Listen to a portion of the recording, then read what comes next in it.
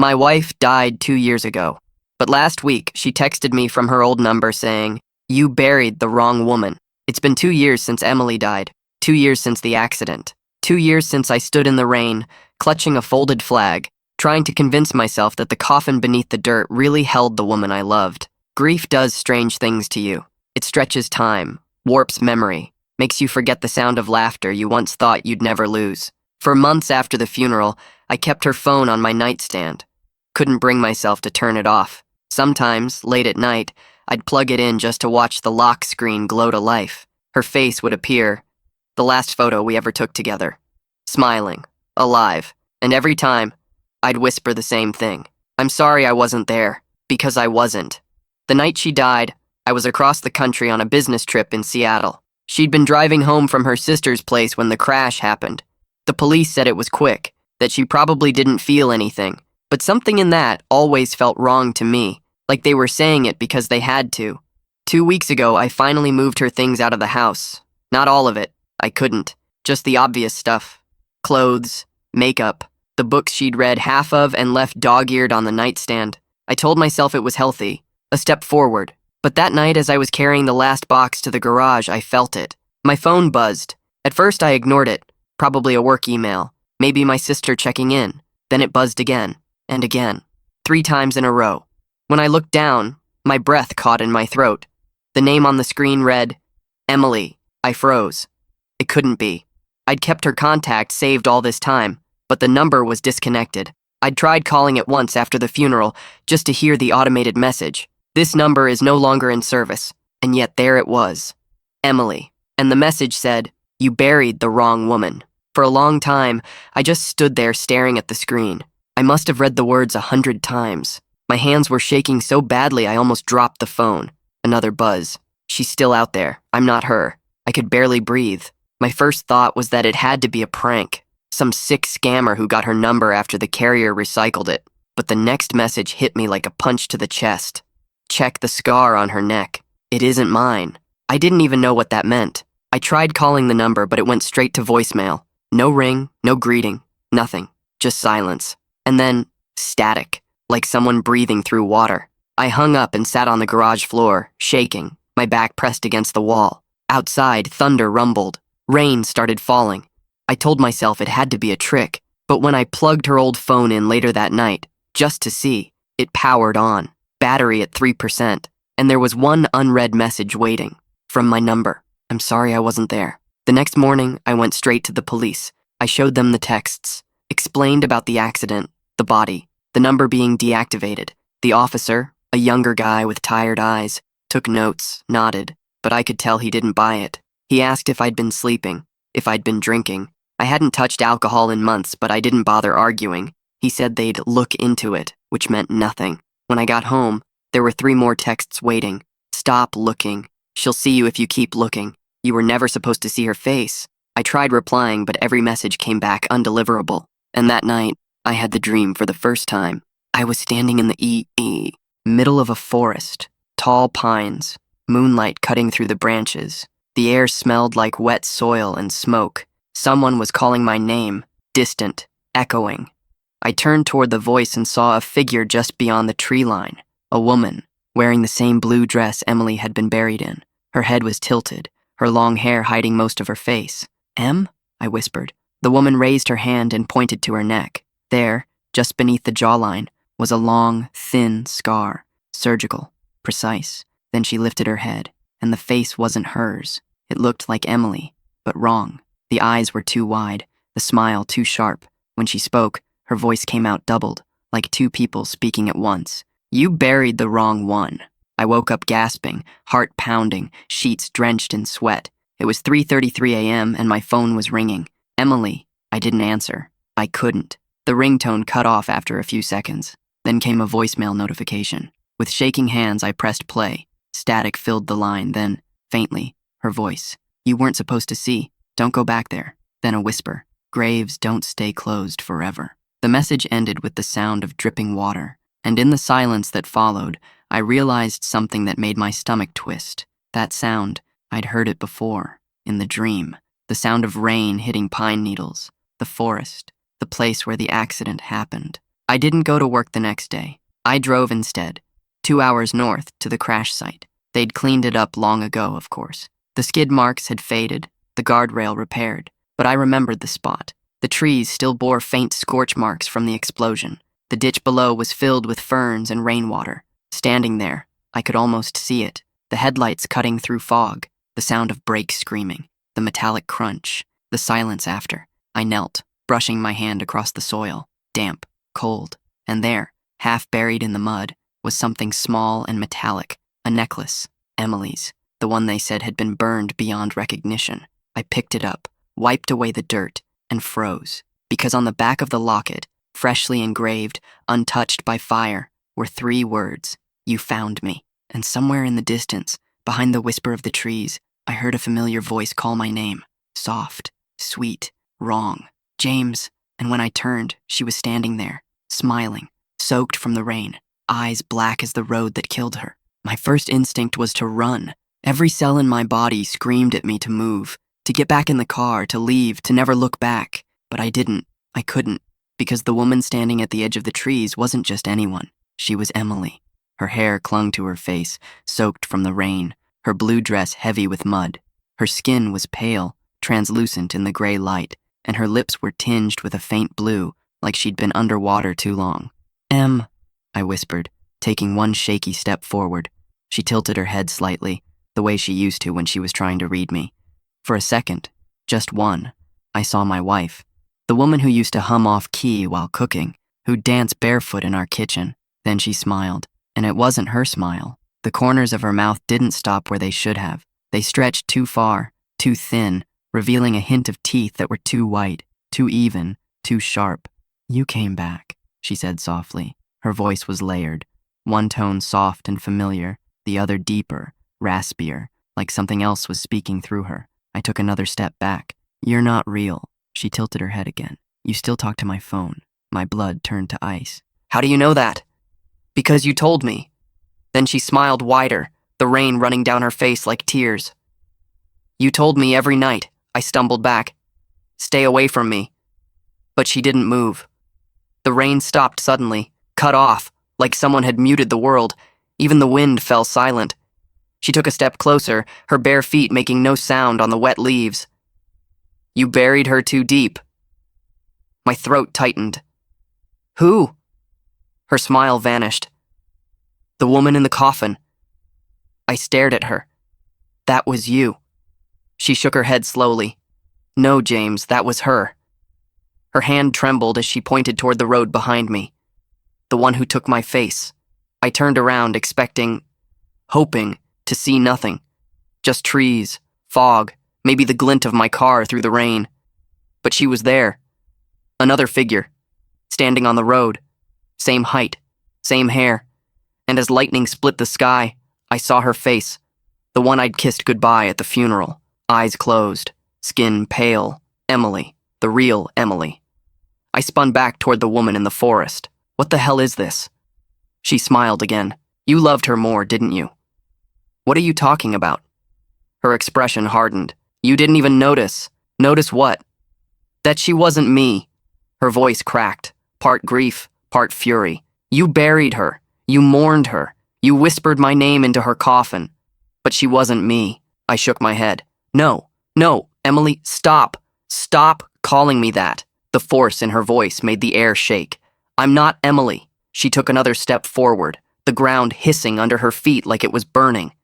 "She stole my life, James. She took my name, my body, my memories, and you never saw it."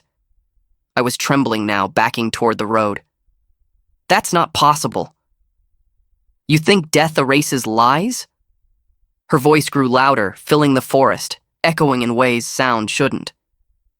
"You think you can bury the truth? You buried me!" Lightning struck again, closer this time. The flash lit up the forest, and for a split second, both women stood side by side. Identical. Mirror images. But one was smiling. The other was crying.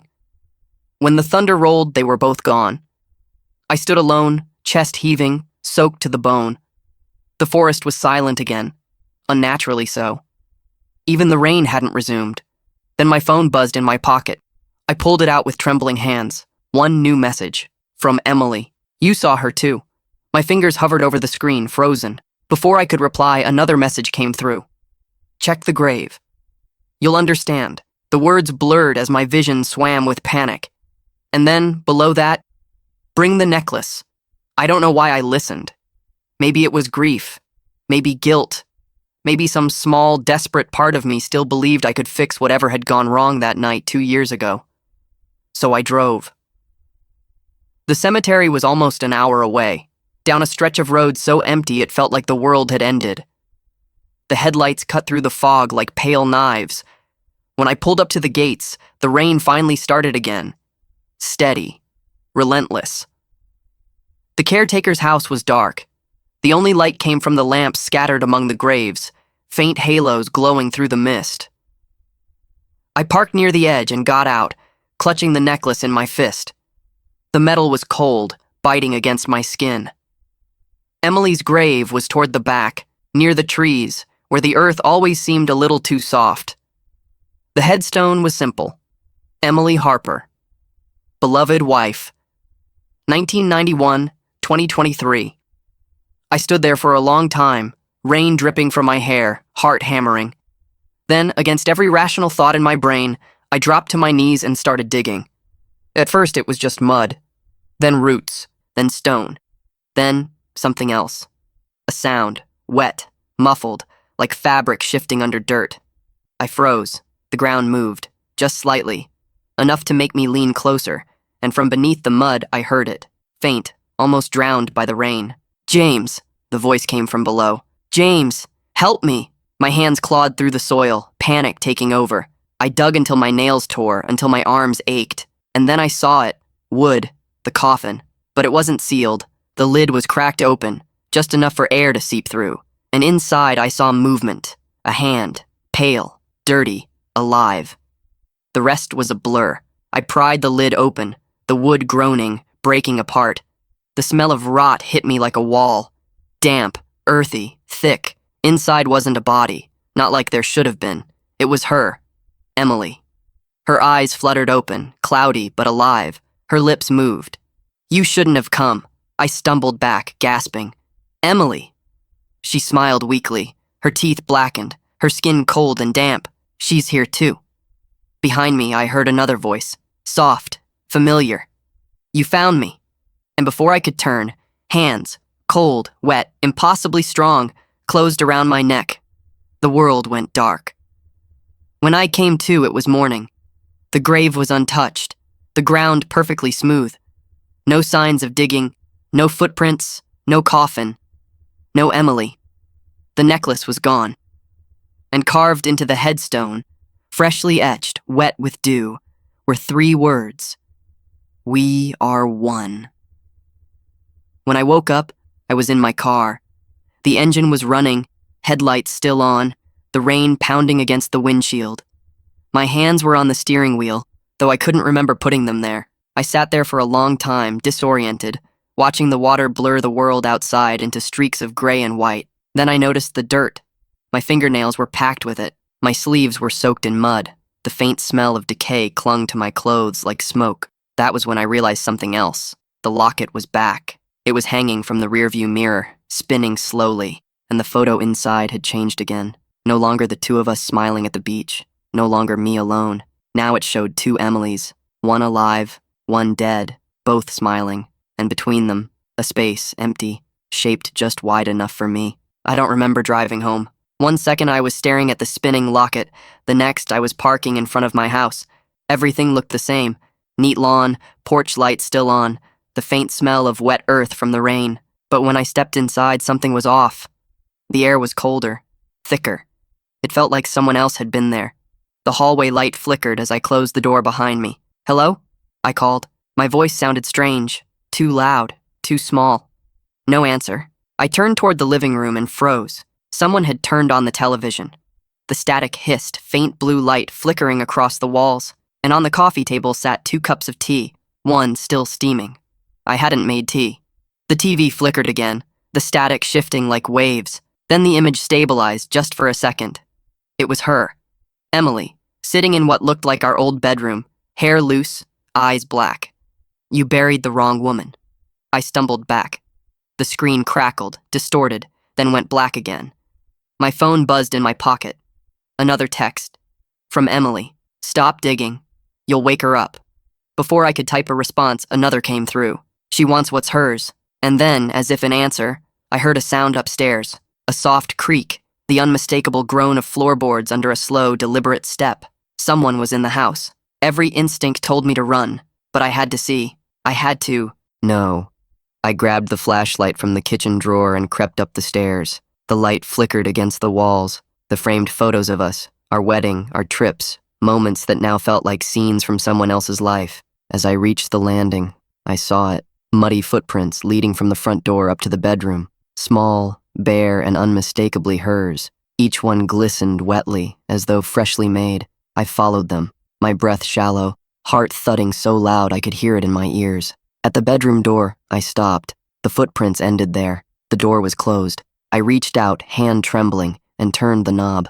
It creaked open slowly. Inside, the room was dark except for the faint light spilling from the window, and on the bed sat a figure, Emily, her back to me, her hair, wet, tangled, hung down her spine. Her shoulders rose and fell with each slow breath. Em, I whispered. She didn't move. I don't understand. You died. Finally she spoke. Her voice was low, soft, hoarse. No, she did. I swallowed hard. Who? She turned her head slightly, just enough for me to see her face in profile. Her skin was pale, too pale. Her cheek was sunken, her lips faintly blue. The one you buried. I took a shaky step closer. Emily, what's happening? She turned fully then, and my breath caught in my throat.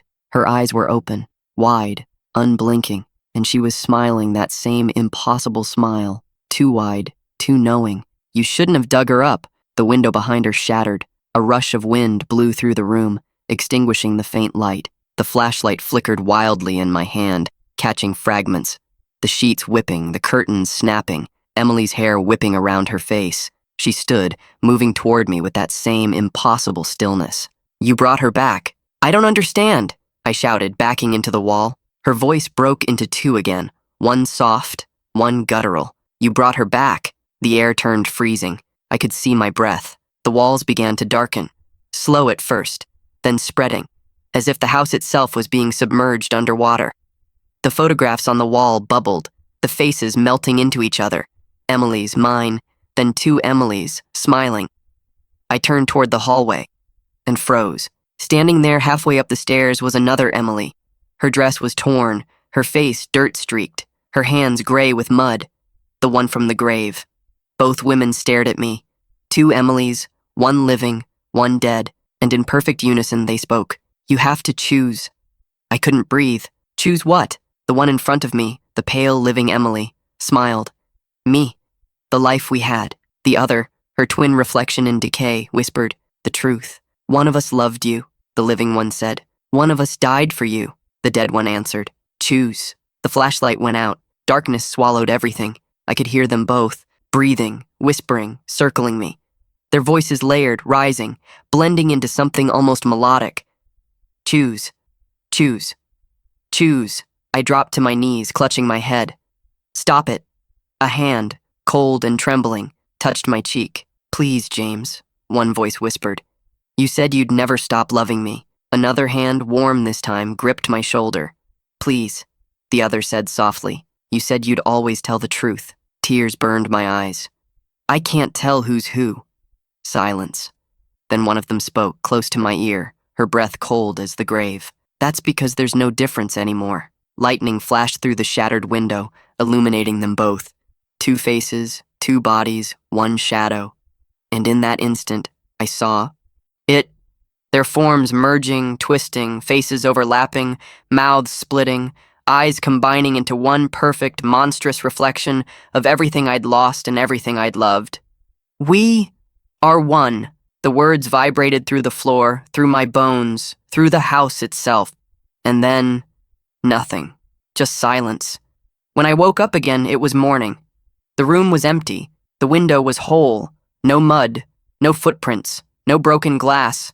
Only one thing had changed. The photo on the nightstand, the one from our wedding, now showed three people. Me, Emily, and another figure standing just behind us. Her face was blurred, but I could see her eyes. My eyes. The police came later that day after my neighbors reported hearing screams. They found me sitting in the living room staring at the static on the television. They didn't find anyone else. No signs of forced entry. No footprints. The detective asked if I was alone that night. I told him yes, but I don't think he believed me, because when he handed me my phone, he looked pale and uneasy. He asked if I'd sent myself any texts recently. I told him no. He showed me the screen. One new message. From Emily, sent from my own number. You chose. And below it, an attached photo. Me, standing in front of a grave. The headstone read, James Harper, 1990-2023. The detective stayed with me for nearly an hour after showing me that message. He said it was probably a glitch, that maybe someone had cloned my number, maybe I'd been hacked. But the look in his eyes said something different. He didn't believe a word of what he was saying. When he left, I sat alone in the living room, staring at that message. You chose. The words burned into my brain. Every time I closed my eyes, I saw those two faces again. One living, one dead. And that awful moment when they fused together into something that wasn't either of them, that wasn't human. By evening, the sky outside had gone gray. A storm was rolling in again. I should have left the house, gone to a friend's, a hotel, anywhere. But something held me there. Something wanted me to stay. Around 9 p.m., the power went out. The storm hit hard, rain hammering the roof, thunder shaking the windows. I lit a few candles, tried to calm myself, told myself over and over that this was just grief, stress, hallucinations. Then I heard it. A knock. 3 slow, heavy knocks on the front door. I froze. Another 3, louder this time. I didn't move, didn't breathe. Then, her voice. James, it's me, let me in. I felt every muscle in my body tense. It was her voice, soft, calm. The voice I used to hear in the mornings when she'd whisper half-asleep greetings against my shoulder. But it couldn't be her. I forced myself to speak. Emily's dead. There was a pause. Then, I know. Something about the way she said it made my stomach twist. Let me in, James. I stood slowly, walking toward the door. My reflection stared back from the dark window beside it. Pale, drawn, eyes wide. I reached for the handle. My hand stopped inches away. Say something only she would know, I whispered. Silence. Then, from the other side of the door, our first fight was about the yellow mug. You said it was ugly, and I cried because it was the first thing my dad bought me when he visited after college. I felt my heart lurch. That wasn't something I'd ever told anyone, not even her sister. My hand moved on its own. I unlocked the door. It creaked open slowly, revealing the rain-soaked porch beyond. And there she was, Emily. Hair plastered to her face, eyes glassy but alive. She smiled. You let me in. The moment she crossed the threshold, every candle in the house went out. The temperature dropped so fast that my breath fogged in front of me. I whispered. She stepped closer. Her skin was pale but not ghostly. Not quite. She looked real. Where have you been? I asked, voice shaking. Her smile faltered. I told you. You buried the wrong woman. But how? She reached up and pressed a cold finger to my lips. Don't ask how. Just listen. Her hand lingered there for a moment before falling away. There was a woman at the crash site, she said softly.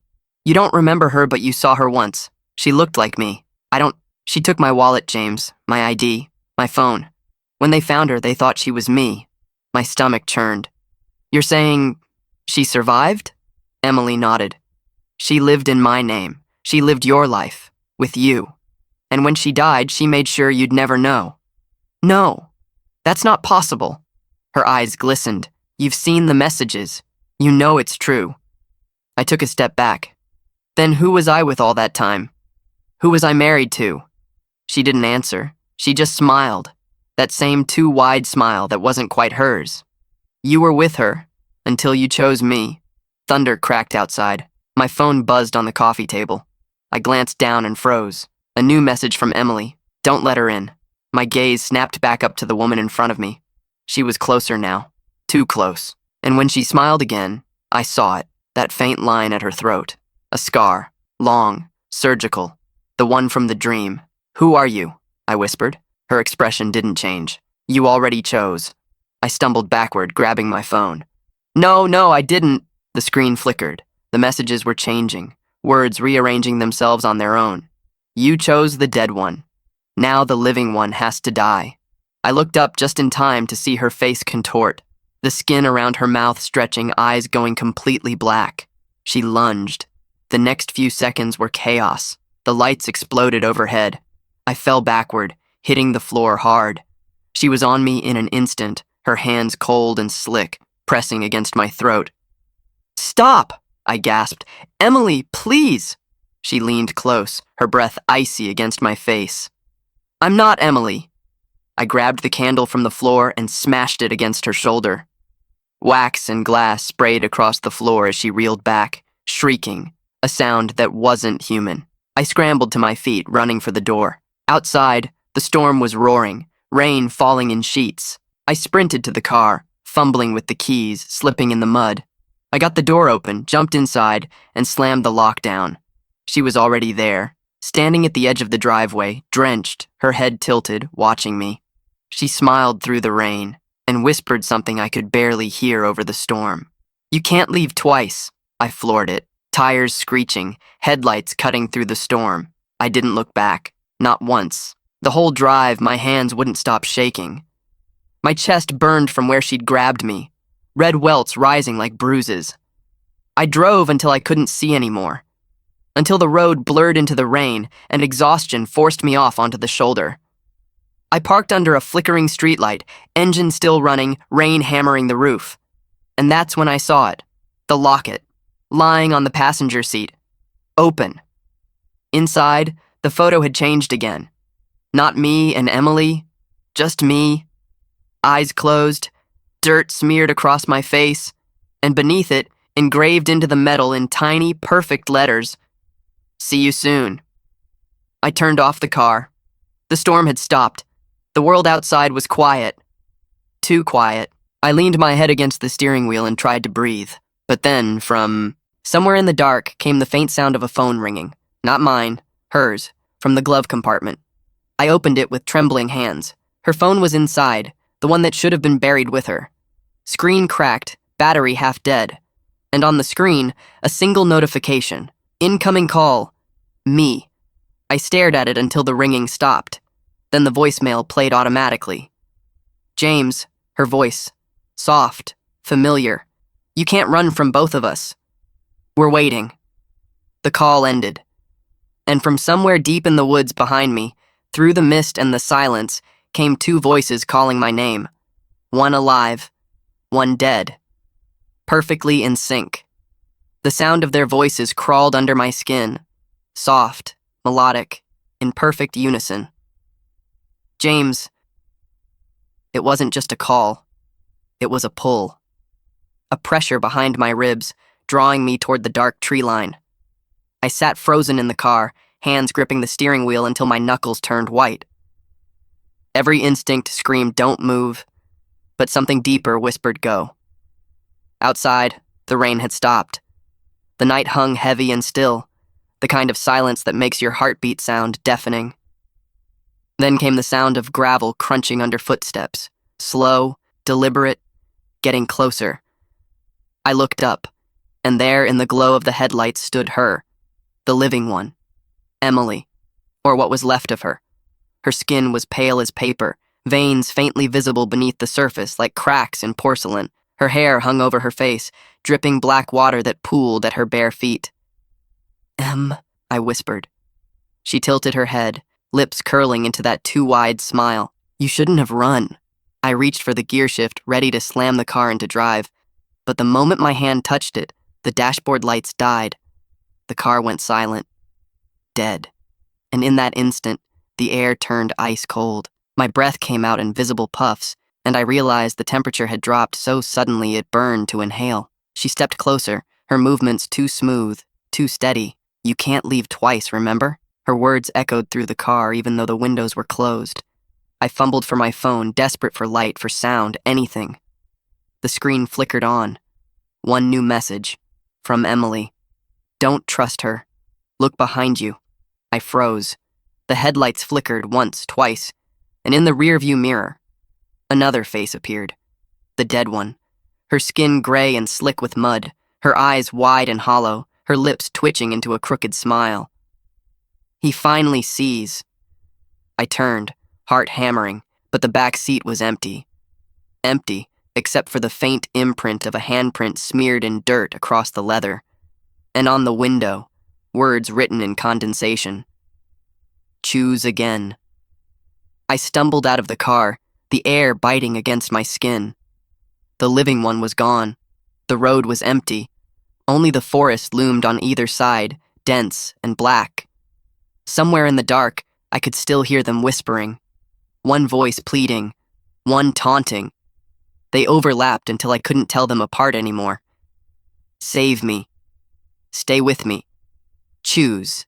Choose. Choose. I took a step forward, my shoes crunching against the gravel. My flashlight barely cut through the mist, but I followed the sound anyway, deeper into the trees. It was like walking into a dream, or a nightmare I'd already lived. The forest felt wrong. The air too thick, the trees too tall, the shadows too still. And then, through the fog, I saw something glinting. Metal. A small crooked road sign. I wiped the dirt off with my sleeve and felt my heart drop. Route 19, crash site ahead. The very same road where she'd died. Or where I thought she had. The deeper I went, the louder their voices became. But now there were two distinct tones. The first, desperate, human, raw. Please, James, help me. The second, lower, filled with static, almost like a recording played backward. You already did. I followed the first voice. Branches scraped against my jacket as I pushed through the trees, the flashlight flickering with every step. Finally, the forest opened into a clearing, a shallow ditch surrounded by ferns and mud. The crash site. Even after 2 years, I could see where the soil had been disturbed, where the fire had burned away the grass. And there, half sunken in the earth, was a car door, rusted, twisted, charred. It was hers, Emily's. I moved closer, kneeling beside the wreckage, running my hand over the metal, and that's when I saw it. A second seatbelt buckle, cut clean through. 2 seatbelts, but only one body was ever found. Something moved behind me. I turned and froze. The living one stood at the edge of the clearing. Her dress was still soaked, but her expression was softer now, almost human again. James, she said, voice trembling. It's me. The real me. I shook my head. No, you can't both be real. She stepped closer. You loved me, you remember. I took a step back. Then who was the other one? Her eyes darted toward the trees. Her, the woman who caused the crash. She wanted your life. She wanted us. Thunder rumbled in the distance. She looked at me, eyes wide with panic. You have to help me. You have to end it before she takes me again. Before I could answer, the flashlight flickered, and when it came back on, she was gone. In her place stood the other one. The dead one. Skin gray, eyes black, a faint smile curling her lips. Don't listen to her. I spun in a circle. Both of them now stood there. One alive, one dead. Both wearing the same torn dress, each a mirror of the other. Help me, the living one screamed. Help me, the dead one echoed, perfectly in sync. My hands shook. I didn't know what was real anymore. The flashlight flickered again, and this time it didn't come back. Darkness swallowed everything. I could hear their breathing, close now, on either side of me. Choose. Choose. I dropped to my knees, clutching my head. I can't, and then something warm and slick pressed into my hand. The locket. It pulsed faintly, like a heartbeat. A voice whispered right beside my ear. The one who opens it will die. Another voice, softer, trembling. Open it, and we'll both be free. Lightning flashed, and I saw them both, standing on either side of me, waiting. One smiling, one crying, and before I could stop myself, my fingers unclasped the locket. The metal clicked open. A rush of air burst through the clearing, so strong it nearly knocked me over. The ground beneath me trembled, cracking open. The forest screamed, trees bending, splitting, the wind howling like a chorus of voices. And then, silence. Both women were gone. The locket lay in my palm, empty. No photo, no engraving, just one word etched inside now, fresh and sharp. Soon, I staggered back to the car hours later, drenched, shaking, barely able to breathe. When I finally got home, I collapsed onto the couch and slept, dreamless, empty sleep. But when I woke the next morning, I wasn't in my living room. I was in the forest, sitting beside the wreckage, the same spot where she died, and the locket was gone. In its place, clutched in my fist, was a photograph. Me, standing between two Emilys, all three of us smiling, and written on the back in her handwriting, "One of us lives, one of us lies, one of us loves. Choose wisely." I stared at that photograph for what felt like an eternity. The ink on the back was smudged, as if someone had written the words with trembling hands. The rain had dried to a faint silver sheen, but the message was still there, clear and deliberate. One of us lives, one of us lies, one of us loves. Choose wisely. But there were only two Emilys in the picture, two women, one smile slightly softer, one too sharp, and me in the middle, oblivious, smiling like I didn't already belong to the grave. I should have burned it right there, should have walked away, tossed the photo into the mud, and kept driving until there was no forest left behind me. But I didn't, because I had to know which one of them was real. Maybe I thought I could save one of them. Maybe I just couldn't stand the thought that I'd spent 3 years married to a ghost and never noticed. Either way, I found myself walking again, deeper into the woods, following something I couldn't see but could feel. It was like the air itself was pulling at me, tugging the way it used to when Emily would grab my sleeve in crowded rooms just to keep me close. The deeper I went, the quieter it got. The trees stood too still. Even the insects had stopped. And then I saw the house. A small, rotted cabin crouched between the trees like a secret that didn't want to be found. Its windows were boarded, the door hanging crooked from its hinges, but the porch light was on, flickering weakly, like it had been waiting for me. Inside smelled of wet wood and decay. There was furniture, old, broken, scattered, dust thick enough to muffle my footsteps, and on the far wall, nailed into the timber, were photographs. Dozens of them, all of me and Emily, our wedding, our trips, birthdays, even photos I didn't remember being taken.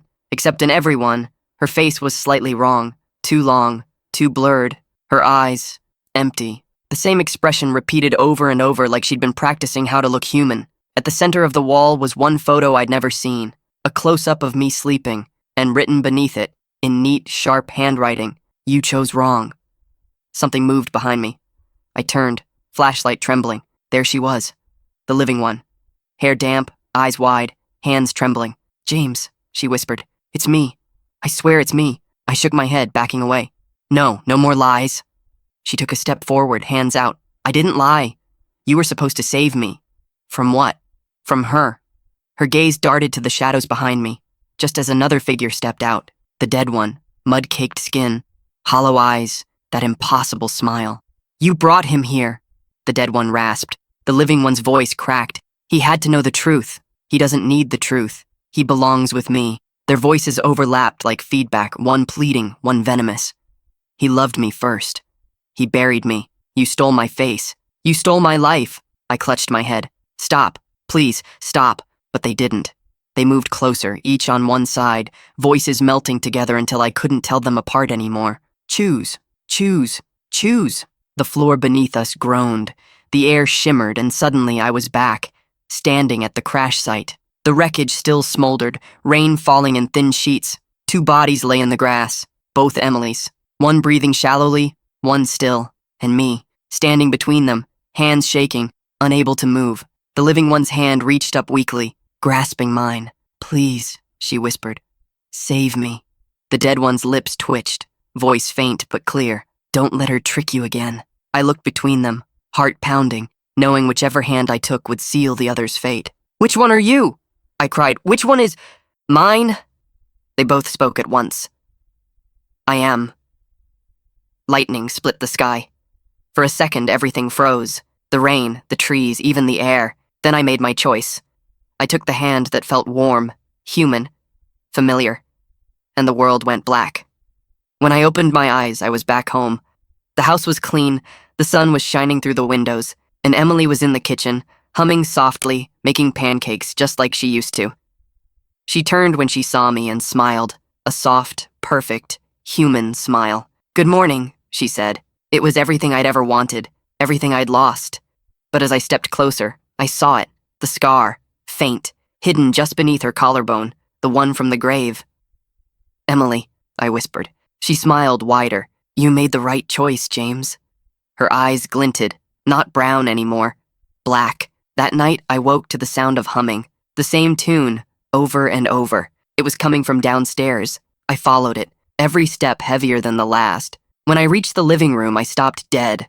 The walls were covered in photographs again, but this time, they were all new. Me, sleeping, eating, working, and in every one, behind me, her reflection lingered, just out of focus. I turned slowly toward the window. Outside, through the glass, stood the other one, the real Emily, pale, dead, watching. She raised her hand and pressed it against the glass, and written in the fog from her breath were 2 words, "Wrong one." I stumbled back, heart pounding, looking around the room. The woman I'd chosen stepped out of the shadows, that faint smile still frozen on her lips. "It's too late now." She reached for my hand, and when her fingers touched mine, my skin burned cold. My reflection in the glass changed. My eyes turned black. "Now we're the same." She leaned in close, whispering against my ear, "You chose love." But love was never alive. They found my house empty 3 days later, the front door open, no signs of struggle, only a single photograph pinned to the wall with a kitchen knife, me and Emily, smiling, alive. But in the reflection behind us, 2 other shadows stood, both of them wearing my face, and scrawled across the bottom in dried mud were the words, "Graves don't stay closed forever." If you're reading this, and you ever lose someone you love, don't chase their voice, don't answer their messages, and if they ever tell you that you buried the wrong person, believe them, then run. Because sometimes, the dead don't want revenge, they just want company. The end.